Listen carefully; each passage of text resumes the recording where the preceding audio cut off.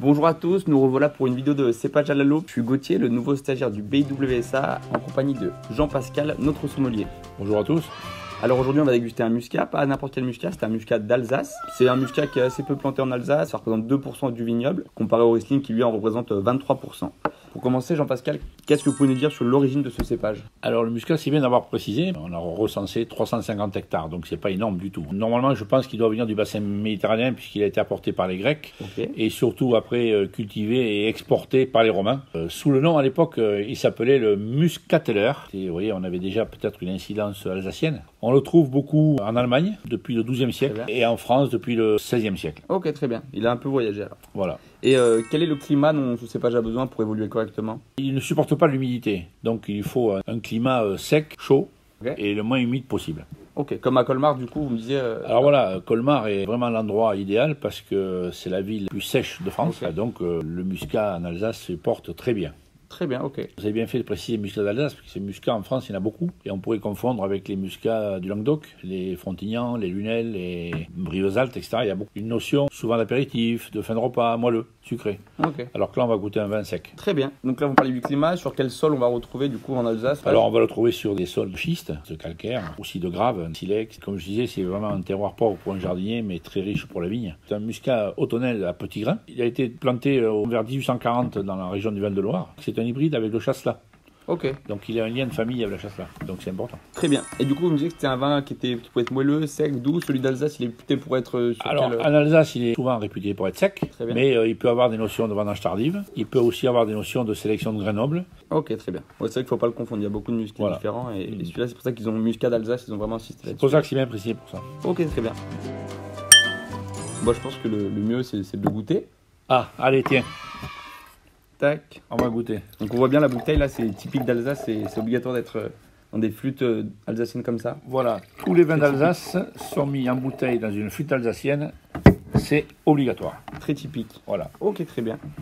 On rappelle le son de dégustation, l'œil, le nez et la bouche. Voilà, alors comme je dis à chaque fois, quand vous bien regardez sur une page blanche, qu'est-ce qu'on peut dire à la couleur? Il est très très clair, hein, très limpide. Jaune clair, il n'y a pas de truc en suspension, de voltigeur, limpide, brillant. Hein. On va voir le premier nez, ce que ça peut nous donner. On sent déjà que c'est un peu aromatique, mais pas très ouvert encore. Exactement, c'est ce que souvent est le muscat, quand il est sec. Hein. Alors que là, il est un peu timide, parce que quand il est moelleux, il est très exubérant. Exactement. Qu'est-ce qu'on sent en premier? Et on sent quelque chose de très nuancé, très léger. Mais assez discret du coup. Voilà, c'est assez discret, on ne sait pas trop où on est. Faut un peu l'aérer voilà. pour aller donc plus là, loin. On va l'agiter. Ah là, ça y est. Ah, ça il s'exprime. Ça se dégage.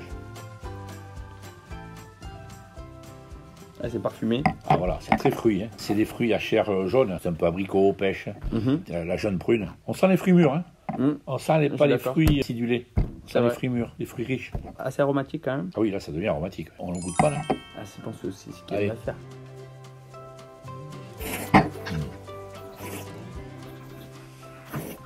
C'est très bon, hein. Très aromatique en bouche. Alors ce qui est important dans l'équilibre, je le redis souvent, mais c'est important de le savoir. Vous avez goûté cette première gorgée, vous avez avalé, il vous reste deux choses tout de suite qui vous viennent à l'idée, c'est quoi? Moi j'ai envie d'en reprendre une déjà. Voilà, parce qu'il y a de l'acidité, vous salivez. Une belle fraîcheur. Vous avez vu comme vous salivez là? Ouais, c'est vrai. Vous avez la salive qui revient. Et ce qui est bien dans cet équilibre, c'est qu'on a en bouche tout ce qu'on a ressenti au nez. C'est vrai. On a les fruits jaunes, on a l'abricot, on a la pêche de vigne. On a même un truc supplémentaire là, qui arrive. Ça vous fait pas penser à quelque chose? Quoi vous pensez-vous? Ah, je pense à la couette. Ah, la fameuse tarte? Oui, c'est ça. Ouais, c'est vrai. Ça sent quelque chose d'assez c'est très significatif. C'est ce goût de fruit vient vraiment mûr, mais qui n'est pas surmûri. On a une belle fraîcheur. Ah, c'est vrai que c'est très bien équilibré. Je suis assez d'accord là-dessus. Et qu'est-ce qu'on mange avec ça? Je pense qu'on peut l'accompagner de beaucoup de choses. Des légumes, je le vois bien, des légumes vapeur, des plats plutôt végétariens. L'asperge notamment. Ah ben voilà, on est en pleine saison de l'asperge. Donc une asperge mousseline avec un petit peu d'estragon. Parfait. Ça c'est très sympa. Un risotto d'asperge, j'aime beaucoup le risotto d'asperge. Oui, ça va bien. Ce qui est important aussi, c'est que souvent, je le conseille à chaque fois, hein, vin de région avec des plats régionaux. En Alsace, avec une choucroute, ça va bien. Hein. C'est vrai. Tout à l'heure, on parlait avec une tarte aux couettes. C'est idéal. Ouais. Il y a une richesse en bouche. J'en ai goûté qu'une seule fois. Je l'ai encore dans la bouche. De longueur, incroyable. C'est vraiment quelque chose qui tient la route. J'aime beaucoup ce style de vin. Non, c'est assez sympa, ça se boit très facilement. Voilà. C'est un muscat sec. il y a quand même beaucoup de gras. Et si je veux, par exemple, j'ai envie de le manger avec un fromage? Moi, je vous conseillerais des fromages frais. Si on va vers des fromages un peu affinés, le fromage risque peut-être de le dominer. C'est un vin en délicatesse, c'est un vin en finesse. Et alors, c'est la première fois que vous goûtez ça? J'ai déjà bu des vins d'Alsace, j'aime beaucoup le Gewürztraminer, mais le muscat d'Alsace, c'était la première fois.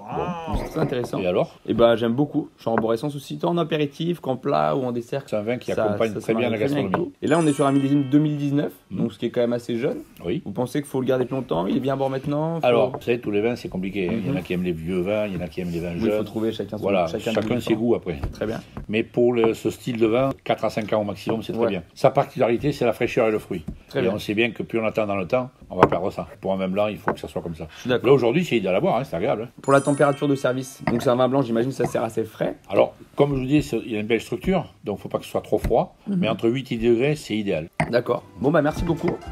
Avec plaisir. On se retrouve une prochaine fois pour une autre vidéo. À bientôt. Cheers.